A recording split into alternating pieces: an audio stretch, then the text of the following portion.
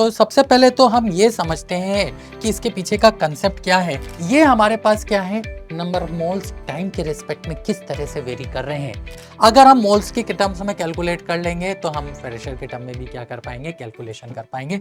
और इतना प्यारा क्वेश्चन है ना कि जब आप इसका सॉल्यूशन देखोगे तो आप बोलोगे भाई एक्चुअल प्रॉब्लम तो एडवांस में इसी तरह की आनी चाहिए। इतना प्यारा क्वेश्चन है, इतना शानदार क्वेश्चन है कि इसके सॉल्यूशन में आपको कुछ कंसेप्ट्स क्या होंगे, क्लियर होंगे। चलो क्वेश्चन क्या बोल रहा है, क्वेश्चन समझते हैं, फिर इसके पीछे की कहानी देखेंगे कि क्या कंसेप्ट इस क्वेश्चन के अंदर उसने यूज करवाना चाहा है और इसको क्या करेंगे, सॉल्व करेंगे। तो डायग्राम देख के समझ में आ रहा है कि एक कंटेनर है जिसके अंदर हीलियम फिल हुई है और उसको हम एक दूसरे बड़े कंटेनर में लग रहे हैं जिसमें वैक्यूम प्रेजेंट है। ऐसे ही एक दूसरा केस भी हमने ले लिया, कंटेनर 2 है जिसके अंदर हाइड्रोजन प्रेजेंट है और उसको हम एक बड़े कंटेनर में रख रहे हैं जिसमें कि वैक्यूम है। और यहाँ पर क्या दिया हुआ है, देखो ओरिफिस दिया हुआ है। अच्छा, कंटेनर 1 का वॉल्यूम दे दिया है, टेम्परेचर दे दिया है, एरिया दे दिया है उस एपरेचर का, है ना, टाइम दे दिया कि कितने टाइम में फ्यूजन करवा रहे हैं, यानी हीलियम के केस में टाइम दे दिया है फ्यूजन का। इनिशियल प्रेशर हमें 1 atm दे दिया है, जब कंटेनर में हीलियम प्रेजेंट है इनिशियली 1 atm प्रेशर पे। ऐसे कंटेनर 2 का डाटा वॉल्यूम दे दिया है ना, वॉल्यूम दे दिया है, उसके बाद टेम्परेचर दे दिया है, अच्छा एपरेचर का एरिया दे दिया है, हाँ टाइम दे दिया है और प्रेशर दे दिया है 1 atm। तो बेटा सारी की सारी चीजें हमें दे दी गई है, डायग्राम के फॉर्म में दे दी गई है, लैंग्वेज नहीं लिखी है। ये बहुत प्यारी बात है लैंग्वेज में, वरना आधा क्वेश्चन तो लैंग्वेज में खत्म हो जाता, हमें लैंग्वेज में नहीं समझ में आता पूछ क्या रहा है। तो उसने ये काम तो अच्छा किया कि आपको डाटा ऐसे लिख के दे दिया है ताकि आपको थोड़ा सा है ना लैंग्वेज में दिक्कत ना आए। लेकिन अब वो पूछ क्या रहा है वो देख लेते हैं। वो आपसे पूछ रहा है कि the value of L N P He upon pH2 after given time of effusion is. Given time of effusion का मतलब है कि हीलियम का जो ये प्रेशर है वो प्रेशर है आफ्टर 1000 सेकेंड, यानी 1000 सेकेंड बाद जो हीलियम का प्रेशर है अपॉन 100 सेकेंड बाद जो हाइड्रोजन का प्रेशर होगा, उनके रेशो का एल का वैल्यू आपको यहां पर कैलकुलेट करना है। तो ठीक है, अब बहुत से बच्चे इसमें क्या करके आएंगे, मैं पहले वहां से आपकी चीजें स्टार्ट करता हूं कि सर रेट का रेशो ले लेते हैं, रेट के रेशो से इनका प्रेशर का रेशो आ जाएगा, है ना, प्रेशर के रेशो से हम क्या करेंगे, यहाँ पुट करेंगे और एल लेके क्वेश्चन सॉल्व कर देंगे। ठीक है भाई, करके देखो। अरे करके देखो, अगर उससे आंसर आ जाता है तो बहुत ही अच्छी बात है। अब इसके पीछे की कहानी देखो कि इसमें गलती क्या है, क्या हमें यहाँ पर समझना है। तो सबसे पहले तो हम ये समझते हैं कि इसके पीछे का कंसेप्ट क्या है। कंसेप्ट बता बहुत ही सिंपल सा है कि अगर हमारे पास एक कंटेनर है, उस कंटेनर से कोई गैस क्या हो रही है, एफ्यूज हो रही है, ठीक है, तो इस कंटेनर के जो मोल है वो टाइम के रेस्पेक्ट में कंटिन्यूसली क्या हो रहे हैं, चेंज हो रहे हैं। कंटेनर के जो मोल है वो टाइम के रेस्पेक्ट में कंटिन्यूसली क्या हो रहे हैं, चेंज हो रहे हैं। ये पॉइंट समझना जरूरी है। यानी यहां पर जो नंबर ऑफ मोल है वो है फंक्शन ऑफ क्या, टाइम। टाइम पर डिपेंड कर रहा है, टाइम के अकॉर्डिंग ये क्या कर रहा है, वेरी कर रहा है। जैसे जैसे गैसियस मॉलिक्यूल बाहर आते जाएंगे उनके नंबर ऑफ मोल्स क्या होते जाएंगे, चेंज होते जाएंगे। तो अगर हम किसी तरह से इस नंबर ऑफ मोल्स या नंबर ऑफ मॉलिक्यूल्स का रिलेशन निकाल लें किसके साथ, टाइम के साथ, तो हमारी आधी प्रॉब्लम सोल्व हो जाएगी। क्यों? क्योंकि टाइम के रेस्पेक्ट में फिर हम प्रेशर को क्या कर पाएंगे, रिलेशन फाइंड आउट कर पाएंगे। आपको पता है कि अगर एफ्यूजन या डिफ्यूजन हो रहा है तो हर पॉइंट पे नंबर ऑफ मोल चेंज हो रहा है, तो हर पॉइंट पे आपकी रेट भी चेंज हो रही होगी। लेकिन हम जब क्वेश्चन सोल्व करते हैं कनेक्टिंग कंटेनर के, एफ्यूजन के, डिफ्यूजन के, तो हम मान के चलते थे अभी तक की जो रेट है वो क्या है, कांस्टेंट है थ्रू आउट द प्रोसेस। मतलब टाइम के अकॉर्डिंग रेट आपकी चेंज नहीं हो रही, लेकिन यहां पर हम जान रहे हैं कि टाइम के अकॉर्डिंग भी आपकी रेट क्या हो सकती है, चेंज हो सकती है। कैसे, चलो स्टार्ट करते हैं। तो ग्राम्स लॉ ऑफ एफ्यूजन और डिफ्यूजन क्या बोलता है, ग्राम लॉ बोलता है कि जो रेट होती है ना, जिसको हम लिख सकते हैं माइनस का dN/dt इक्वल टू होता है P into A upon 2πm R capital T whole power 1/2। ये ग्राम लो के अकॉर्डिंग हमारी रेट आती है। अच्छा, ये माइनस साइन क्या इंडिकेट कर रहा है, ये माइनस साइन इंडिकेट कर रहा है कि टाइम के रेस्पेक्ट में जो रेट, जो मोल्स हैं वो क्या हो रहे हैं, डिक्रीज हो रहे हैं। तो हम यहां पर मान लेते हैं कि इनिशियल मोल जो हमारे रहे होंगे वो एन नोट रहे होंगे और जो फाइनल मोल रहे होंगे वो एन रहे होंगे after a particular time T. तो हमें क्या करना है, इसको इस फॉर्मेट में लाना है इनिशियल मोल और फाइनल मोल के रेस्पेक्ट में। अगर हम मोल्स की टर्म्स में कैलकुलेट कर लेंगे तो हम प्रेशर के टर्म में भी क्या कर पाएंगे, कैलकुलेशन कर पाएंगे। अब देखो यहाँ पर मोल चेंज हो रहे हैं तो ऑब्वियस सी बात है यहाँ पे प्रेशर भी क्या हो रहा होगा, टाइम के रेस्पेक्ट में चेंज हो रहा होगा। तो पीवी इक्वल टू एनआरटी से मैं प्रेशर की वैल्यू रख रहा हूँ एनआरटी अपॉन वी, उठा के कहाँ पर, इसमें। जब मैं इसमें पुट करूंगा तो मेरे पास आ जाएगा माइनस का D N by D T which is equal to P की वैल्यू आप क्या रखोगे, पी की वैल्यू आप रखोगे N R T upon V into cross section area A whole divided by क्या, 2 पाई एम आर टी की होल पावर 3/2। ये हमारे पास रेट यहाँ पर निकल के आएगी। क्यों ना इसको अपन नेक्स्ट स्लाइड पे ले जाते हैं और वहां पे इसको सिंप्लीफाई करके सॉल्व करते हैं। तो मेरे पास हो गया माइनस का D N by D T equal to N R T upon V, एक रूट टी में बाहर ले रहा हूँ, अंडर रूट का टी आर में बाहर ले रहा हूँ, अंडर रूट के अंदर मेरे पास बच जाएगा क्या, 2 पाई एम होल पावर 1/2। तो इससे ये कैंसिल आउट हुआ तो ऊपर मेरा क्या रह गया, आर टी का अंडर रूट बच गया है।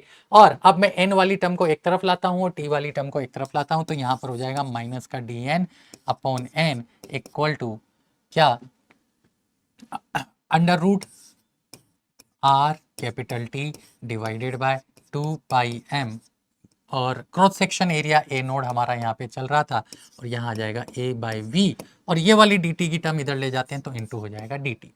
तो ये मैंने एक सिंप्लीफाई फॉर्म कर ली। और अब ये आप लोग पता है कि अब ये सिंपल सा इंटीग्रेशन है जिसे हमें क्या करना है, सोल्व करना है, जहां पर मोल आपके क्या हो रहे हैं, एन नोड से चेंज होके कहाँ जा रहे हैं, एन, और आपका जो टाइम है वो 0 से चेंज होके कहाँ जा रहा है, टी। तो 1/n का जो इंटीग्रेशन है वो ln n होता है, और अपर लिमिट और लोअर लिमिट जब हम पुट करेंगे तो यहाँ पर हो जाएगा ln n by N naught, आगे माइनस साइन चल रहा है, इक्वल टू, अच्छा ये सब कांस्टेंट है, क्या, एरिया कांस्टेंट है, वॉल्यूम कांस्टेंट है, अंडर रूट आर कांस्टेंट है, टी टेम्परेचर कांस्टेंट है, 2 कांस्टेंट है, पाई कांस्टेंट है, स्मॉल एम मास कांस्टेंट है, सारी की सारी चीजें यहाँ पर कांस्टेंट है। और dt का जो इंटीग्रेशन है वो t होगा, लिमिट लगाओगे t-0 तो t आएगा। तो ये हमारे पास एक रिलेशन आया किस किस के बीच में, फाइनल मोल और इनिशियल मोल के टर्म्स में। तो यहाँ से जब हम n की वैल्यू निकालेंगे, ठीक है, तो एंटी लोग ले लो दोनों तरफ, तो n अपॉन एन नोड की जो वैल्यू आएगी वो आएगी e की पावर, ये पूरा का पूरा किस में जाएगा, e की पावर में, e upon V under root क्या, R T divided by 2 pi M into T.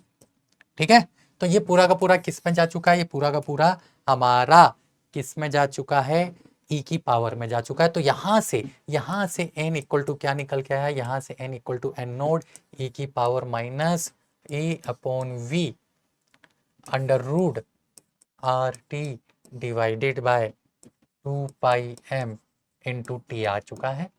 ठीक है, अब ये हमारे पास क्या है, नंबर मोल्स टाइम के रेस्पेक्ट में किस तरह से वेरी कर रहे हैं, ये एक एक्सप्रेशन आया। इसको आप ऐसे भी लिख सकते हो, n equal to N naught e की power minus C T, where c equal to मैंने मान लिया a upon v into under root R T by 2 pi M. तो ये हमारे पास क्या आया बेटा, ये हमारे पास नंबर ऑफ मोल्स जो कि टाइम के रेस्पेक्ट में वेरी कर रहे हैं वो एक्सप्रेशन निकल के आया है।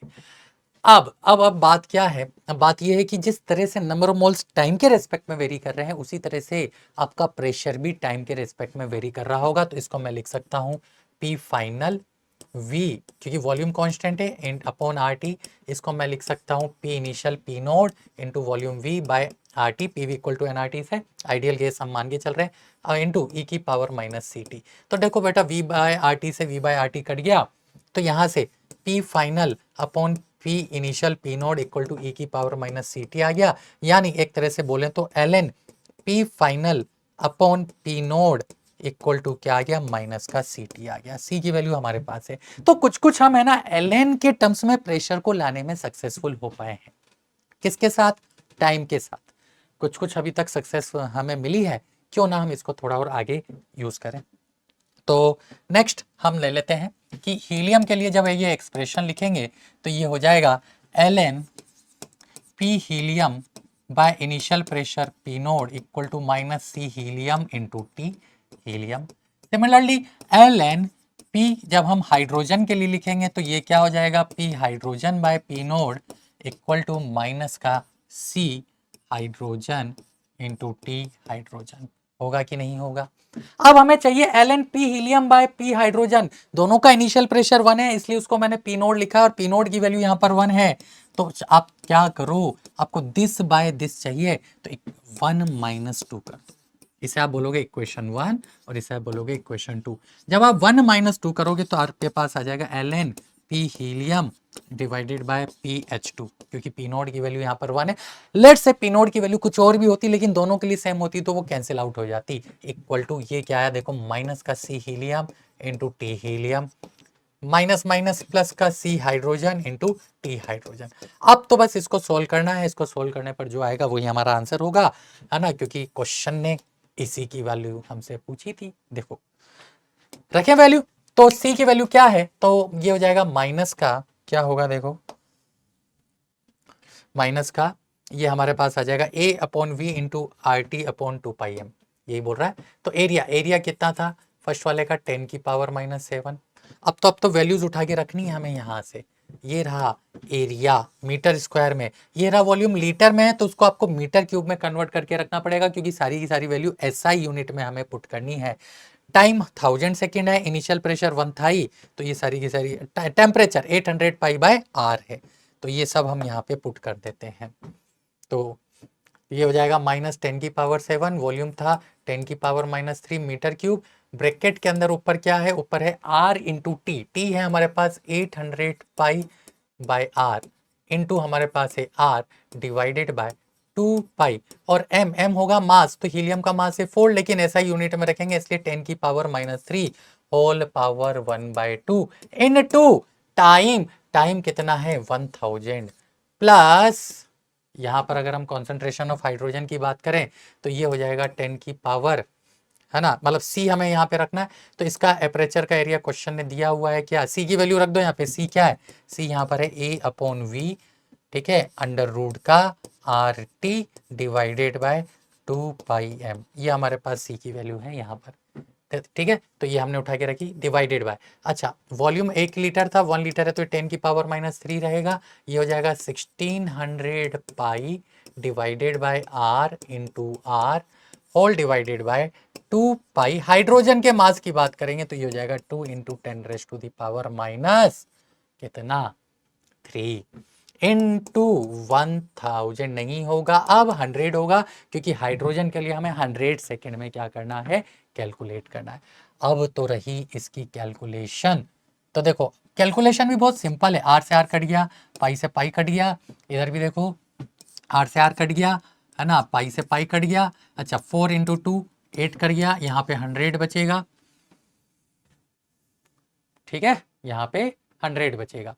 तो कर लेते हैं कैलकुलेशन, सिंप्लीफाई कर लेते हैं इसको, तो यहाँ पर कितना आ जाएगा, यहाँ पे 10 की पावर -4 आ जाएगा, तो 10 की पावर -4 इंटू 1000, तो ये तो आ गया 0.1, इस 100 को बाहर ले लो रूट के, तो इंटू आ गया 10 और बचा 1/10 की पावर -3 की होल पावर 1/2, ये तो इसमें बचा है, प्लस इसको जरा सिंप्लीफाई करें तो इससे ये कैंसिल आउट, तो 10 की पावर -3 है ना, और 2 इंटू 2 4, तो ये 400। अब यहाँ से क्या करो आप, इस 100 को भी बाहर ले लो, 100 को बाहर ले लो तो 100 का रूट हो जाएगा 10 इंटू 1000, तो ये कट गया, ये तो हो गया 1, और ब्रैकेट में मेरे पास क्या बचेगा, तो ब्रैकेट में मेरे पास बचेगा 4 इंटू 10 की पावर 3 होल पावर 1/2। तो ये कुछ ऐसा एक्सप्रेशन मुझे देखने को मिल रहा है यहाँ पर, ठीक है, ऐसा कुछ एक्सप्रेशन मुझे यहाँ पर देखने को मिल रहा है। इसकी कैलकुलेशन बस बहुत ध्यान से हमें, तो बस अब तो हो गया, क्वेश्चन ही सोल्व हो गया। तो इसको देखो हम क्या लिख सकते हैं, इसको हम लिख सकते हैं क्या, ये तो हो गया 1 माइनस का 1, ये ऊपर जाएगा तो 10 की पावर 3 होल पावर 1/2 प्लस 4 को बाहर लो तो 2 इंटू 10 की पावर 3 होल पावर 1/2, तो यहाँ से क्या आ जाएगा, यहाँ से आ जाएगा 1 इंटू 10 की पावर 3/2, जिसको हम लिख सकते हैं 10√10, जो कि हमारे पास क्या होगा ln p, प्रेशर, प्रेशर किसका, pressure of helium divided by pressure of hydrogen. तो तो ये हमारे पास फाइनल आंसर निकल के आया है इस क्वेश्चन का, जो कि बहुत ही प्यारा क्वेश्चन था, बहुत ही अच्छे तरीके से फ्रेम किया गया था पहली बार। और दूसरी बात इसमें है ना, ऐसी कोई इंफॉर्मेशन आपको नहीं थी जिससे कि आपको ये समझ में आए कि ये वाली वैल्यू आपको लानी कैसे है। तो ये हमारे पास इसका क्या था, सॉल्यूशन था। और होप आपको ये क्वेश्चन समझ में आया होगा, है ना। इसमें किस तरह से हमने नंबर ऑफ मोल्स को टाइम के रेस्पेक्ट में डिराइव किया, वो भी आपने कैलकुलेट करना सीखा होगा। और उसके बाद अगर आपको प्रेशर की और टाइम के बीच में रिलेशन लाने को बोला जाए, तो वो भी आप लोगों ने यहाँ पे डिराइव करा होगा। देखो ये रहा, ये प्रेशर का और टाइम के बीच का रिलेशन है, ये नंबर ऑफ मोल्स और टाइम के बीच का रिलेशन है। और बस यही एक शानदार कंसेप्ट होता है जिसको कि आपको समझना होता है।